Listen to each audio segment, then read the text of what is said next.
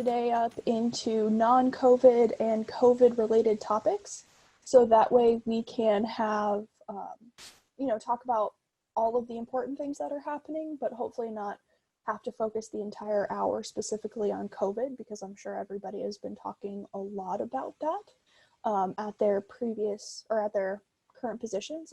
If you're new, my name is Richelle Williams. I'm the Aquatics and Youth Programs Coordinator at Western Washington University. Thank you so much for joining us for this Aquatics Roundtable. I'm going to give my general disclaimer like I did last time. Definitely struggling right now, and so if we could make sure to have some level of active participation, I would really appreciate that, so that way we can have a good discussion. I don't have all or any of the answers, which is why we're on here, so that way we can hear what everyone is doing. We can have a good conversation, and we can hopefully learn from our colleagues all across the country and through Canada and in other NIRSA facilities. So again, thanks so much for being here.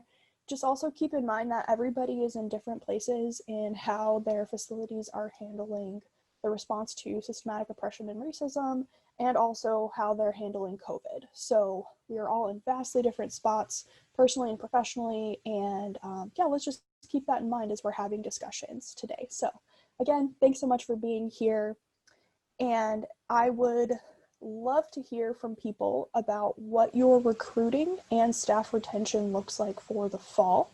I know a lot of folks have recently heard or are waiting to hear whether or not their classes are fully online for fall, and I would love to hear how that is potentially going to affect your ability to hire and retain your staff. Also, before we hop into that, if you could hop into the chat, let us know who you are, where you're from, and if you have something to share, you can just unmute yourself and talk or share with everybody, or you can also put it in the group chat. So yeah, I would love to hear from folks about your recruiting and staff retention for fall. I can go first. Perfect. Hello, Richelle. So I am Taylor Roby. I am at UT San Antonio. We are currently not open. We still don't have an actual date that we know of or are looking forward to on opening. I am actually currently sitting in my office for the first time in a very long time, so it's exciting.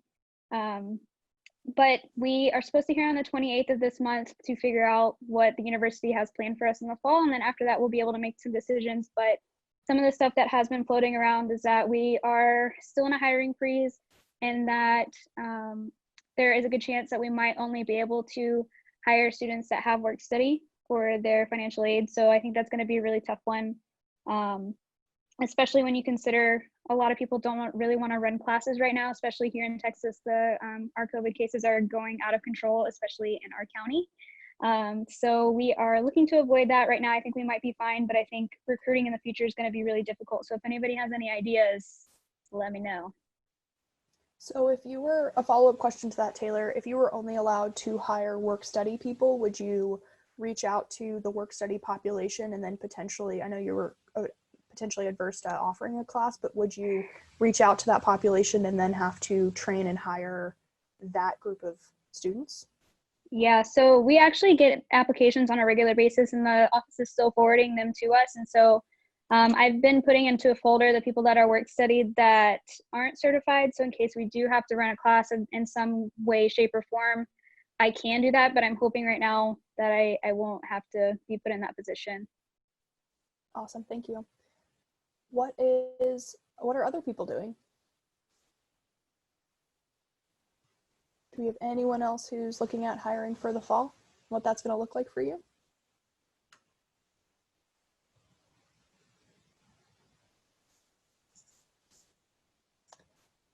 So I can talk about what I'm going to do, and then hopefully that'll give the next person some time to think about what they're doing in the fall.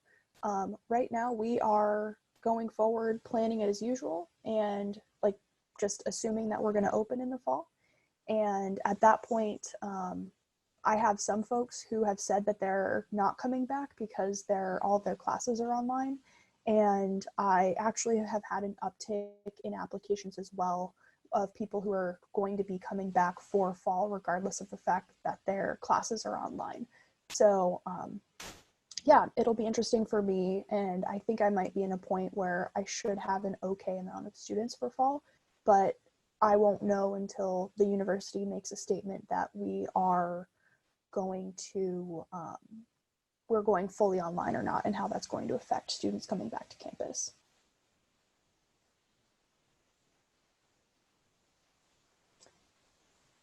Is there anybody else that would like to jump on and let us know what they're doing? So I'm Jillian, I'm from Xavier University, and we have been checking in with our students periodically. And last week is when the university announced like what our return to campus looks like for students. And this week I've had 3 employees tell me that they are not returning. So we are going to be looking at hiring, but the university will be doing a virtual job fair. So I am looking at hiring people who already come to me with the certification, hopefully from summer pools, and then we'll go from there. But it is going to be an all virtual setting this year. And then our training is majority virtual, but we're going to do, I'm still waiting on permission from our COVID task force to do our lifeguarding training in person as part of our return to rec policies. Great, thank you, Jillian. And then I saw that Emory potential staff got cut in half as Emory's online and only allowing first years on campus. And then so I work at, Oxford College at Emory. And so we're a 2-year institution that's connected to Emory. And my pool, like none of my sophomores can come back because sophomores aren't allowed on campus and they have to do all online. And we're just allowing first years, international staff, and grad students on campus as of right now. And they cut fall sports and intramurals. And so we're looking at how that impacts our recreation and specifically aquatics. If I can even have any aquatics this year, so. Great, thank you so much. And then it looks like Towson, your hours were cut, so you don't actually need to hire new staff. So that looks like that's probably a good and a bad thing.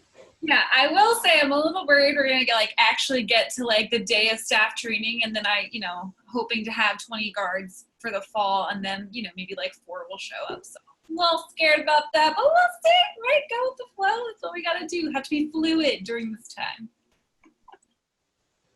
Yeah, no, I fully understand that. And something that we've been throwing around at our university is that, or within our pro staff, is that I have 3 or 4 pro staff that can swim. And so if we get down to it, I will run a lifeguarding class for the pro staff, and the pro staff will lifeguard if we get to that point, which will be really interesting. So yeah, and that's kind of also what we've talked about on a larger scale, is if, depending on what our operations look like, the pro staff may be the people that are taking shifts, working at the front desk and cleaning and all of that type of stuff, which will be fun because I think most people liked their undergrad experience, so we just get to relive it at 30, so that'll be fun. Yes, we are very expensive lifeguards for the university. But if that is all they have, then that is what we will do. And I see that some folks don't have an open date yet, but they're hoping September, October, and they're doing Zoom interviews and also in-person tryouts to hire a lot of subs, which is great. Great. Is there anybody else that would like to add anything before we move on to the next topic? No? Awesome. So something that I've been looking at through my university, and I think is really important to aquatics specifically, is looking at and identifying barriers to entry. So looking at why people don't come and swim and why what historical context is there behind the reasons why certain groups of people don't come to swim. And I was wondering if anybody has been a part of any sort of conversations on campus or within your campus recreation to kind of dive a little bit deeper into some of those reasons and identify those, and then have started to kind of try to navigate how you're going to address that as we open up on campus.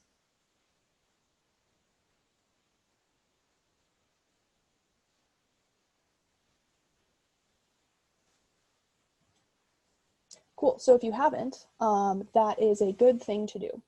And I would strongly recommend, I've got a whole list of anti-racism resources that I can post somewhere that have a lot of really good podcasts that bring up things like Jim Crow laws and segregation in the South and across the country, and how in the 50s and 60s there were pools that were specifically for the Black community and pools that were specifically for the white community. And when desegregation started to happen, the Black pools were shut down and white people opened up country clubs. And so that took away a lot of resources for pools for the Black community. And also how just traditionally the outdoors and aquatics has been used not in a positive way towards Black communities and people of color. So, because it's not enough to just try to offer classes or programs to folks that don't usually come use your pool. You need to figure out why they don't come and use your pool, how to address it, and then what type of programs people would like in order to come use your facility. And so that's also the next thing that I'm going to roll into is looking at barriers to entry, and that's for everybody, but more specifically systematically oppressed and underserved populations, why those folks aren't coming to use your pool, and also trying to figure out what programs to serve. And as we move into fall and we're trying to reduce barriers and create these programs, I would like everybody to think about the difference between cooperation and collaboration. And cooperation is having a product or having a service and taking it to people and being like, I have this template for a pool party. I think it would be really fun. We have other groups that enjoy this. And then the group agrees, and then two people show up. And that is a cooperation, which a lot of people see as collaboration. But a true collaboration is approaching a group of people, asking them how you can serve them, listening to what they have to say, and then offering a program that they actually want and will benefit them moving forward. So yeah, that's a big thing that I have been trying to do for a long time, but also will be doubling down as I move forward into the fall. So has anybody started to kind of think about, or is anybody currently offering any programs that serve underrepresented populations or traditionally non-served populations?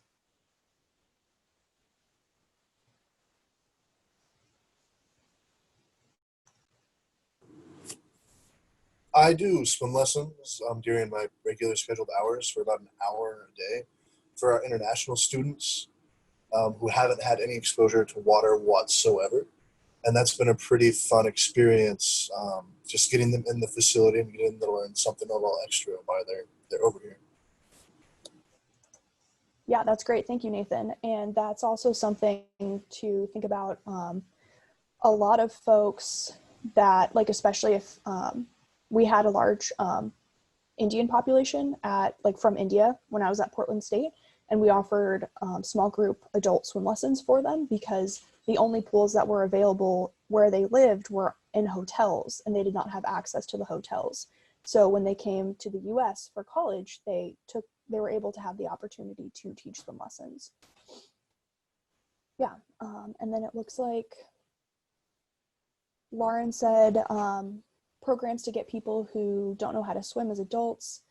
Their high school does swimming as a life sport class. They work with the high school to take about 20 kids per semester who don't know how to swim, and they're learning about swimming and water aerobics by the end. Most are African American from below the poverty line who have never had swim lessons, and some that have never been in a pool. Yeah, and that sounds like a really good program. And that's also, I've had the opportunity for the last couple of years. There are at least 3 Native American tribes right around where I live. And so I met somebody who works within recreation in one of the local tribes. And we've been able to get a group of Indigenous youth to come in, and I've been teaching them how to, like, just swimming life skills, because they canoe as a part of their, like, cultural practice, but none of them know how to swim, or know how to swim particularly well. So we were able to meet once a month or once every couple of months, have swim lessons, and move them towards a swim to certification process. So that has also been, if the barrier for people to go and get certified in lifeguarding is swimming, then it might be useful to teach people how to swim and build the capacity to then be able to pass a certification class. And then I see something about free swim lessons. Something that I've heard from folks is, even if you're offering a free program, it might be worth to even have a $5 tag on it, so that way people are putting something into it, and then they're able to be a little bit committed to actually showing up. That might be something to think about. And then it looks like folks are doing stuff about water safety and hoping to expand lessons. There's also, I see something about an event that's called a ladies' night, and then international students. So I think it's really important as we move forward to continue to build strong relationships with groups that traditionally wouldn't come to the rec center, and more specifically the pool. Most of my participants are white adults that come in and lap swim, and it would be really great, I think, for everybody to really take a look at who your population is that mostly uses your pool, and figure out how to create more opportunities for other people to participate. Yeah, and then Jillian, thank you for I see a Women in the Water with the Muslim Student Association, and yep, female lifeguards, blocked out all the windows. Yeah, that looks like a really cool program. So continuing on programming, is there anybody that's thought about what type of programming you're able to offer for fall, whether this be swim lessons or lap swimming or sport clubs or anything like that? Have you begun to kind of suss out what you're going to be able to do or what you would like to do? So I'm Catherine. I'm from NC State. We are going to offer recreational lap swimmings for people to come swim.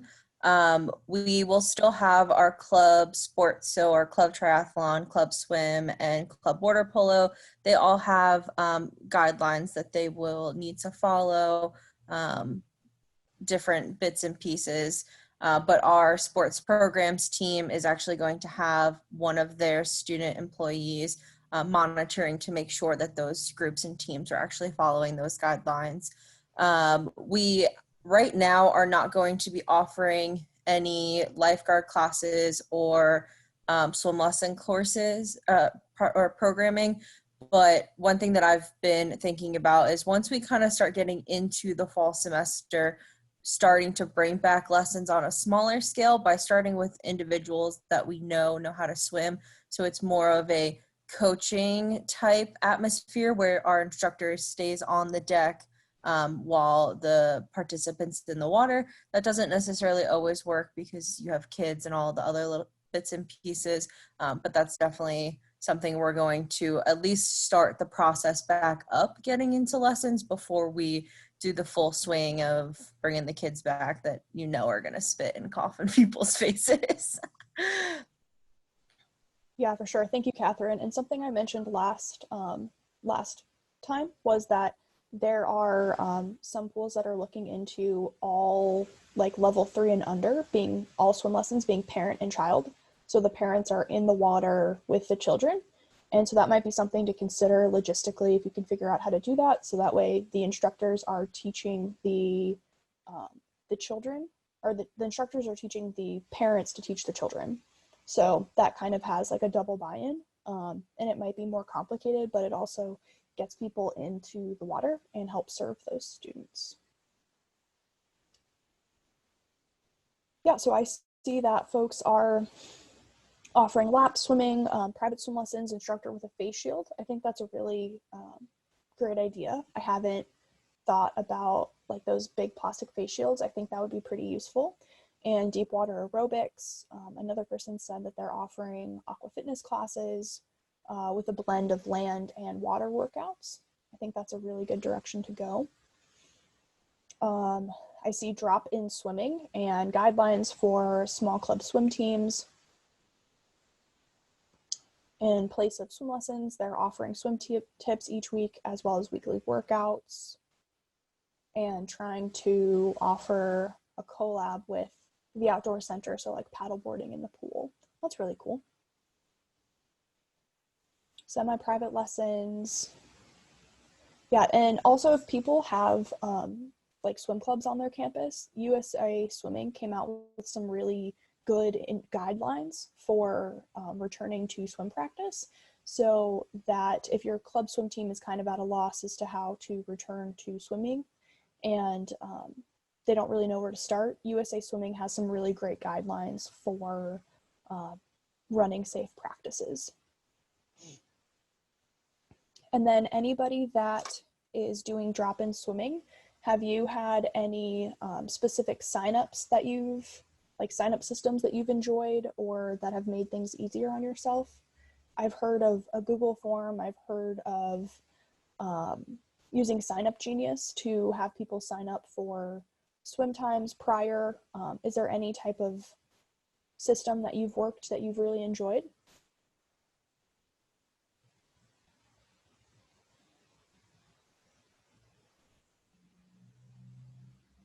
Nope. Okay. Well, so we talked about this today in the risk management one, and some people are using Fusion, but there's a couple little glitches with it. So working around those, like not being able to assign lanes and things like that. So people had said that about Fusion.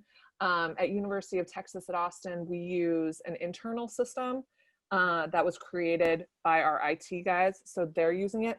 There's also, I want to say Pickup is another one that people are looking at. So there's a couple different platforms out there. And EMS, I did hear EMS as well. Correct, Erin, Debbie? did you say Pickup?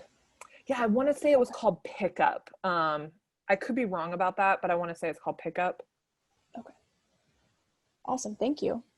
Yeah, that, I think on my end, I will probably have the down guard be sitting at a table in between the two locker room entrances, and as people come in, they'll be verifying that they've signed up for the correct time, and then they'll be funneling them to the lanes as they come in and swim. But we're not open yet, so we'll see what happens. That's what we're hoping for. We've also decided or considered staggering lanes 1, 3, and 5 will be entering the water on the deep end, and lanes 2, 4, and 6 will be entering in the shallow end. And so we'll have traffic patterns to minimize the amount of contact that people will have with each other. Awesome. So kind of moving again towards more programming type stuff. A lot of Aquatics is community outreach, and I've already seen that some folks are doing that through like safety classes and water safety classes and that type of stuff. Has anybody come up with any sort of community like virtual outreach programs, or how are you reaching your broader community during your shutdown time? Hey, Richelle, this is Taylor again. So far, we have just been putting a bunch of stuff out on our Instagram. We don't have a personal like Aquatics Instagram, but we do have the UTSA Rec Instagram. And a lot of times things get put out on stories instead of posts. So that's basically how we've been interacting with our community during this time. Awesome, thank you. So Catherine again from NC State. We're not doing anything specific to aquatics, but our department has been doing a program called Well Rec at Home, where they've done trivia things. They're doing like Wolfpack's Got Talent, just different aspects. Social media has really been the biggest way that we've connected especially through Instagram, but nothing specific to aquatics, but that is what our school's doing. Great, thank you, Catherine.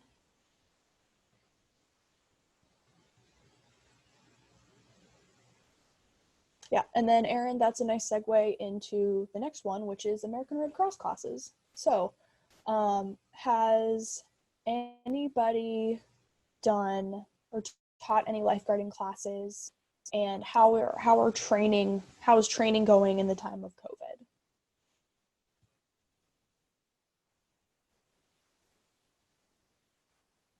Nope.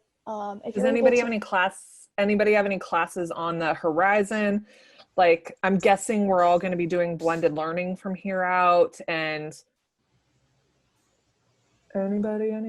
So Yeah, I have a few blended learning basic life support classes on the schedule, and just for keeping people as distant as possible, instead of having the in-person group with multiple people, our students are signing up for a 2-on-1 time slot with me, and we're going to a larger room than just my office, but that won't happen until the week of August 17th.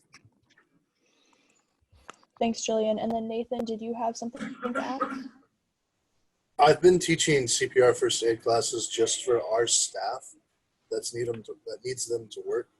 And kind of like what the last person said, they've been doing all of the online stuff, and then 2 of them come in at a time, and we test out one of our larger classrooms.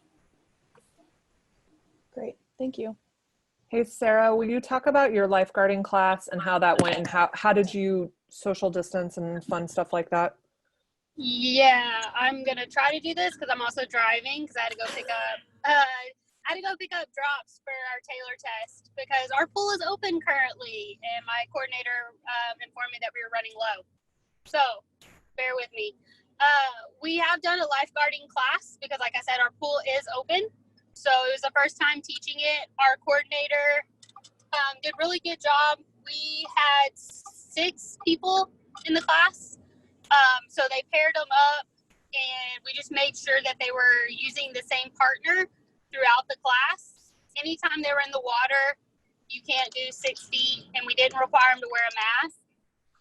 But we did get prior approval from our EOC to do that, and we had to give them an exact written plan of when they weren't able, what times during the classes they wouldn't be able to social distance, and what times of the classes they couldn't wear a mask. So we had to send all of that to them in advance and get that approval. All the dry land stuff, they were 6 feet apart, had a mask on. They didn't share any equipment. And overall, like, it went really well. We did blended learning, so that helped.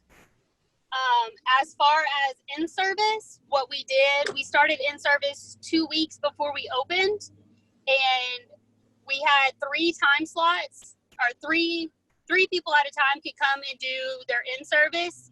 That way it's 1 person for each lap lane, and then the coordinator and the head guard were running in-services, and then our other head guard was lifeguarding, so that we did have someone watching the pool.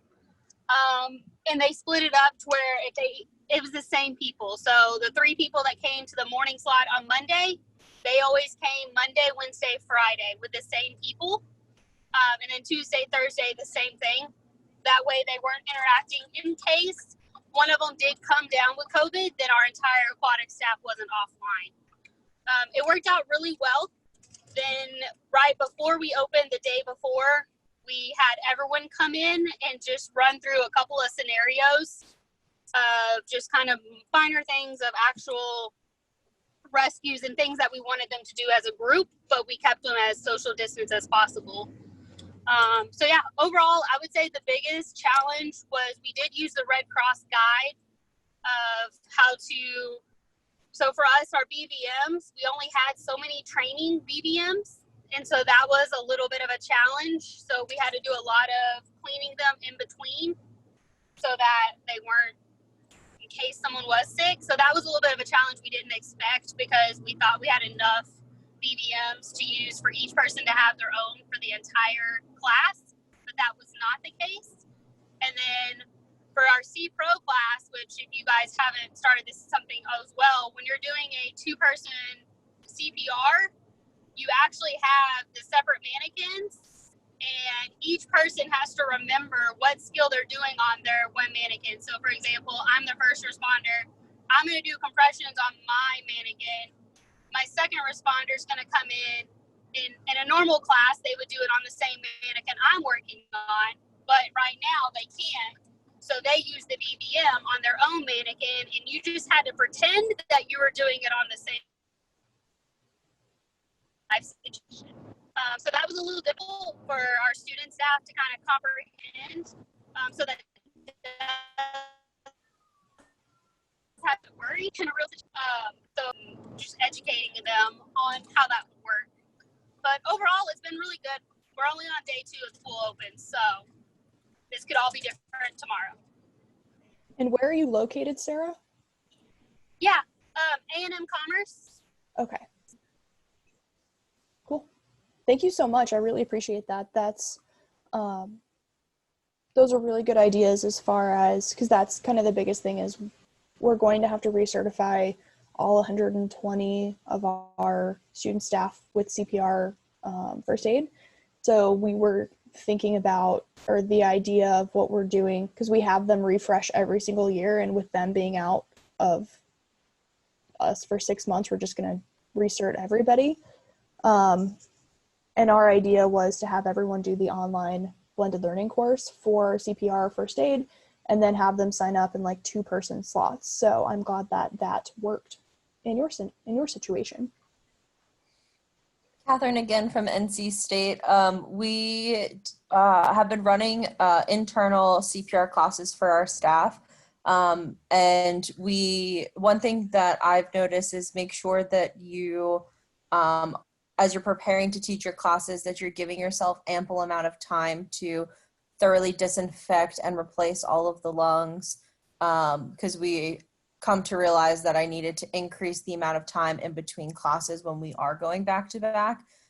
We have switched to only having 1 instructor per class that we're teaching. So with only 1 person disinfecting and cleaning and doing all of these things, it does take up a little bit more time. So we're actually going to be asking participants to remove the faces and start pulling out the lungs to kind of quicken those steps. And one thing that we found to be really successful was we used a fitness studio space to run the classes. So they all had their own chairs, and next to their chairs, they had their baby mannequin, their AED, and their adult mannequin, their CPR mask, gloves, and then the roller gauze for first aid all ready to go, so that they didn't have to walk around or move or go anywhere. So they just literally got up from their chair, got on the ground, did their skills, wore their mask while they were sitting in the chair, and the only time we had them take their mask off was when they were doing the breaths. And then when they were done, they just moved everything that was now dirty to one section, and we would then clean it all and disinfect it and all that stuff. Awesome. Thanks so much, Catherine. That is really helpful, again, to make sure that you have like the most detailed information as possible for the folks that are in your classes, so that way they know exactly what they should be doing to kind of cut down on the time that you have to spend futzing around with things. Of course. And I did get a private message question, so I'll answer that so that everyone else can hear too. So the amount of time that I gave in between classes is 30 minutes in between. That way, if people, because I know some people are going to arrive early, we end the class and we start to clean for the next class to then come. So if people do arrive early, it's not that big of a deal. We teach specifically only blended learning classes, and the class has not gone longer. I believe, so we reserve 2 hours for our adult and pediatric first aid, CPR, and AED class. And usually it ends about 20 minutes early, which is about actually what the Red Cross lists it as. And one thing that I do is I very much teach the class as if COVID was not happening. And then at the end of the class, I touch upon the different things for them to know about COVID in general and what the American Red Cross has been putting out. So I actually do pull up the hands-only CPR like fact sheet and pull up what the Red Cross, and save that for the very end, because the participants will ask the questions of, well, how do I protect myself now? And I tell them at the start of the class, we're going to focus as if the world was normal and we were all good to go. Awesome. Thank you so much. So that's Erin. Can I ask one more? So this is going to sound like so are you replacing the lungs every time, or are you disinfecting the lungs every time? So I've been replacing the lungs every time. How many people are you putting through? Like I'm about to put 150 people through certification classes. So you have that many lungs on hand?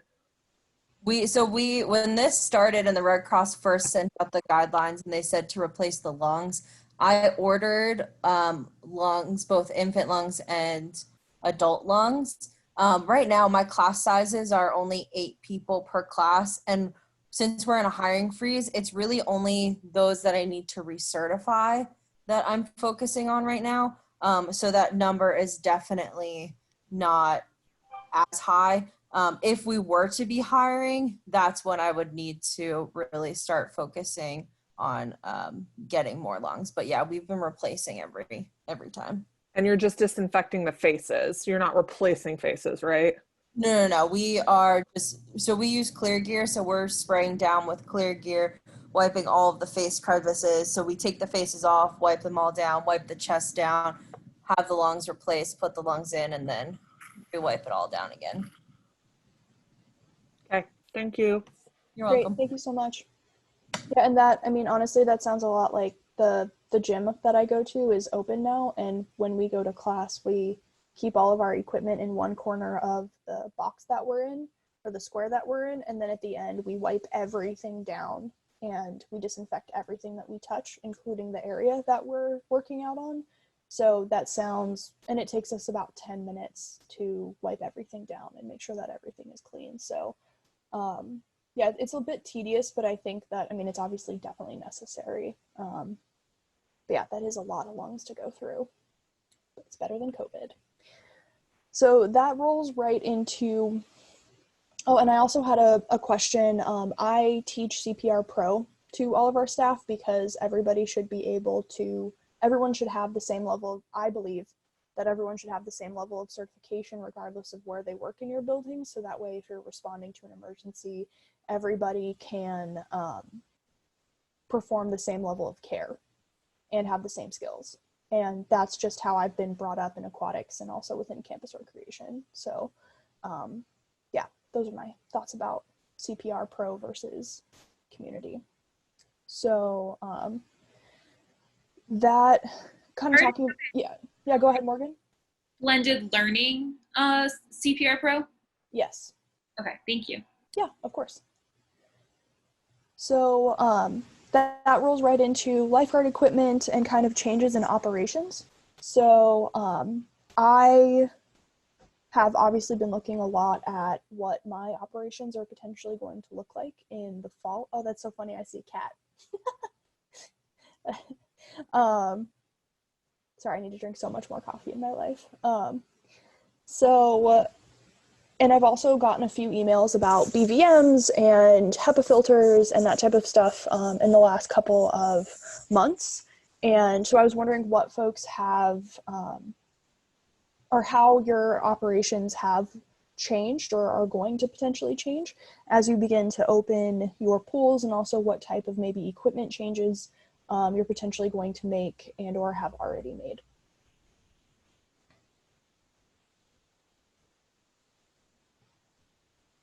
So anybody that's open or has thought about opening plans, which hopefully by this point everyone has at least thought about opening plans, I would love to hear what folks are doing. Yeah, this is Emily. I'm at St. Louis University.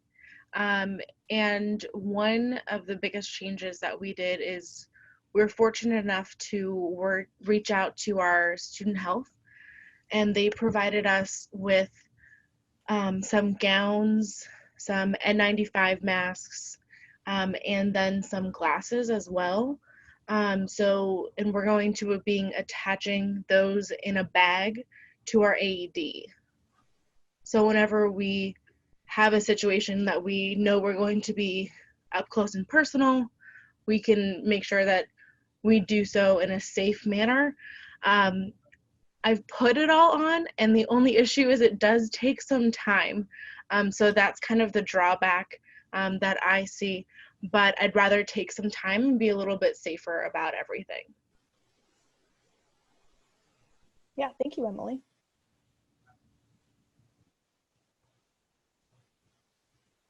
I'm just taking some notes. That's an interesting kind of take to like make sure that you've got all of the safety gear. We are moving towards making sure that everybody has like we're just using BVMs, like we're not doing breaths. Like we have BVMs that are going to be at all of our stations, and so instead of doing rescue breaths, instead of doing ventilations, we're going to be using BVMs for absolutely everything to try to reduce that contact. We're also having, I think I've mentioned this before, I think it was like Joey's idea originally, we're going to be putting 6-foot squares down around our lifeguard stands. So to kind of minimize the interaction that people can come and like have with the lifeguards. And then we're also going to have, as far as our operations shifting a little bit, we're going to have at least 15 minutes for cleaning between swimming shifts. So say we have a 40-minute swim shift, so you're in the pool from 11 to 11:40. We'll have 15 minutes for the lifeguard to walk over to your area where your square, because we're going to tape squares down around each of the lanes, and then we're going to have a bench inside each lane for the people to bring all of their gear with them, put on their bench inside their square, and then as they remove all of their belongings, they're going to put any used equipment into a used bucket that we will then disinfect, but the lifeguards will also be disinfecting the bench, the area where they stood, all of that type of stuff. That's what we're kind of looking at. And then I had a question. So someone was asking if you have product that you would recommend for cleaning as far as handrails, like leading into pool or spa water. And I know we're a LEED certified, I think, platinum facility. So we have like an iodized hydrogen peroxide solution or something like that. Ionized, it has all these like science words.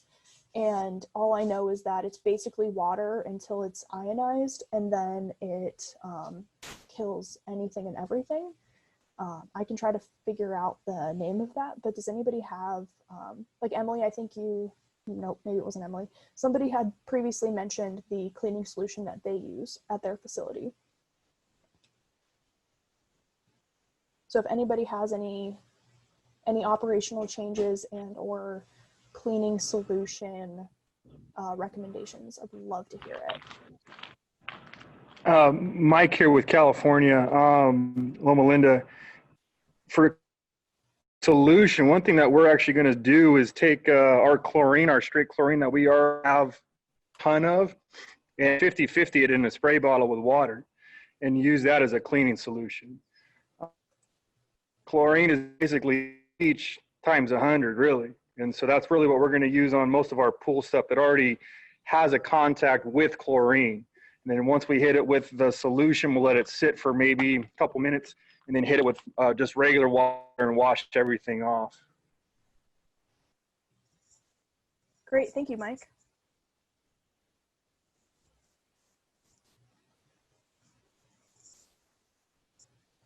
And then Debbie asked, someone mentioned clear gear. Can you use it on multiple surfaces and or fabric?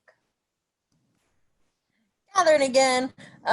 So we use clear gear mainly on our workout equipment. I'm not sure about fabric, but it was actually our fitness team who, how we started using clear gear. We've used it on almost all of our surfaces as we've been disinfecting and cleaning.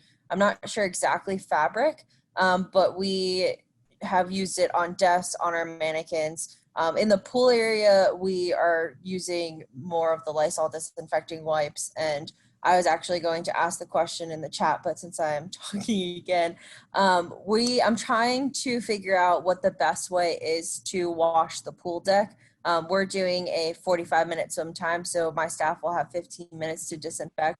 So if y'all have any ideas of, are you guys just hosing it down with hose water? Are you guys using anything, spraying anything down? Since I know the last person just mentioned chlorine kills things, so I'm almost also debating about just taking buckets and sloshing it across the pool deck. So, but yeah, Clear Gear, I'm not sure about Fabric specifically, but we do use it on all of the different spaces. I would discourage you from taking pool water and sloshing it on your pool deck. It typically leaves a smell after a week or two, for whatever reason. I've been using a chemical sprayer that's 1 part bleach, 9 parts water, spraying down the pool deck and then hosing it down to make sure that it's disinfected.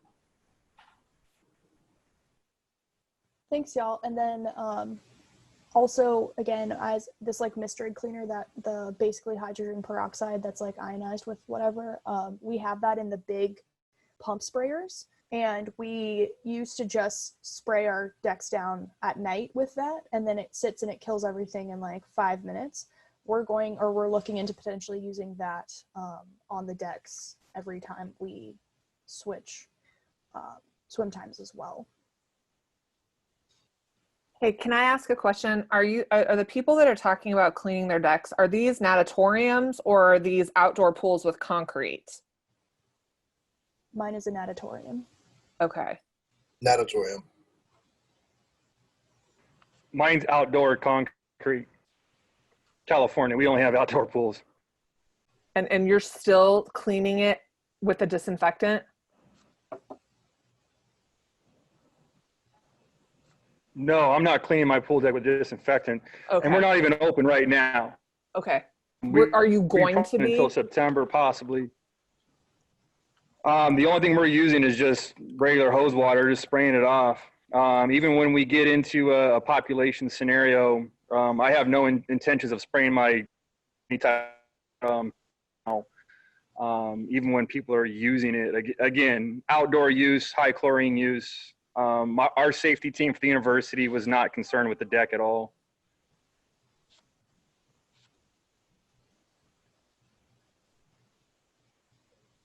I'll just jump in on the deck here. Honestly, we've been successful in the past with using pool water to just get the pool deck wet and wash it.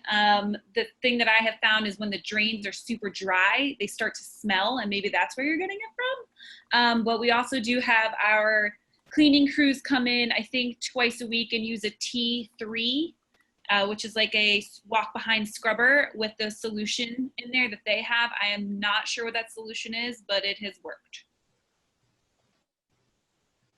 Awesome, thank you.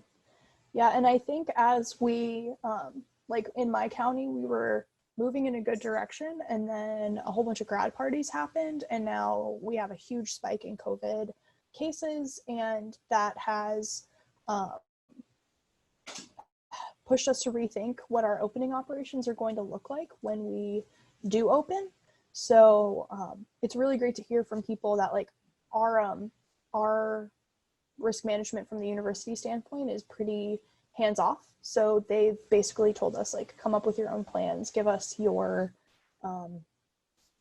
information supporting what you're doing, and then from there we will tell you, or we'll give you guidance if we feel like you need to change anything. And so that has been an interesting thing to navigate, because they mostly just give us they let us do what we want, and then they give us feedback whenever they think we need to have some feedback. And then I think people have also mentioned in other this isn't a podcast, goodness, in other webinars, that lifeguards are going to have their own hip packs as they're on deck, and also their own tubes. And we've got heavy duty wipes that we use in the weight room that we will be wiping down the hip packs and the the tubes with, and then also the guards will be wiping down their stations as they rotate. So the down guard will wipe down the seat and the desk that they're sitting at, and the up guard will wipe down their chair and anything else that they touch while they're guarding as they rotate. So those are some other things to think about.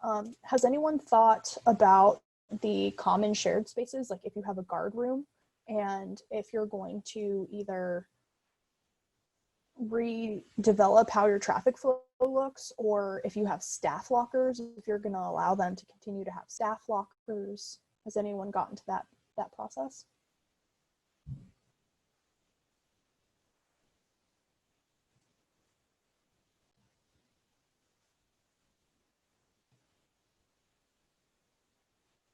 Nope.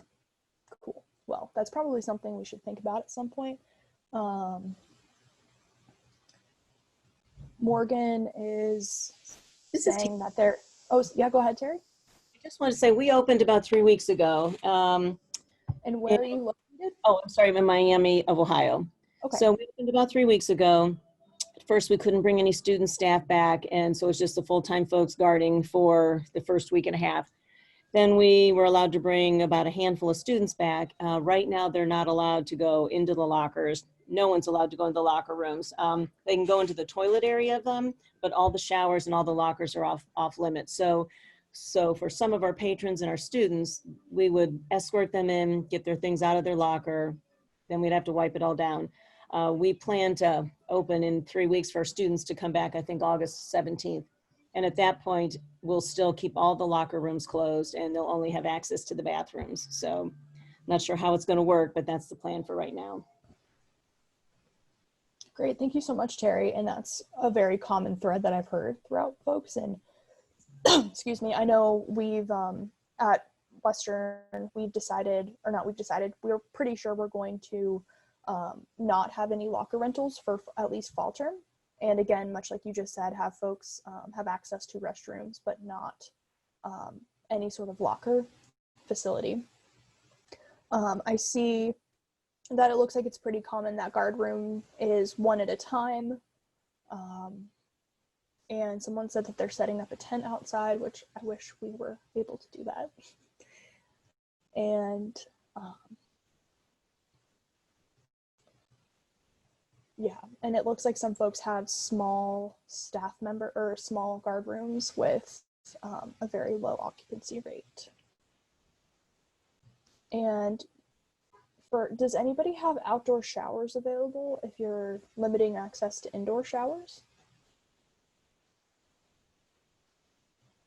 Anyone with an outdoor pool? We have an outdoor shower, but we just opened up our showers this week. We've been open for a month, and we had just the toilets available in the locker rooms. But to get to our pool, you have to go through the locker room.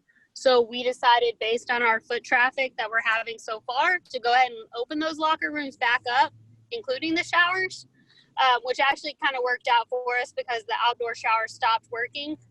And the water was turned off a couple of days ago, so we needed the showers for the locker room open. And then we just have spray in there, and we have a signage telling patrons to just spray down the shower stall before and after use, and then our staff will clean it daily like they do the rest of the areas. Awesome, thank you, Sarah. Yeah, and as I've mentioned in previous webinars, we've got a couple of changing tents that we bought off of Amazon that we've used for to alleviate some of the flow in our locker rooms from kidlets changing and everything. And we have a big outdoor patio space, so we're looking at potentially putting those changing tents in the outdoor patio space if we are limiting access to the locker rooms. Great, so we've got about 5 more minutes. So are there any questions that anyone has or anything that anyone would like to add?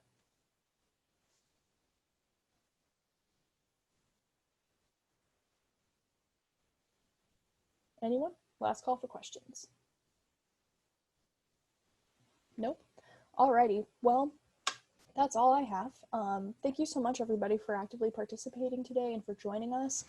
I got some really great ideas from everything that we're doing, and it was really nice to see everybody. So I hope everyone has a great rest of your day, and I look forward to talking to you in the future. Have a great day.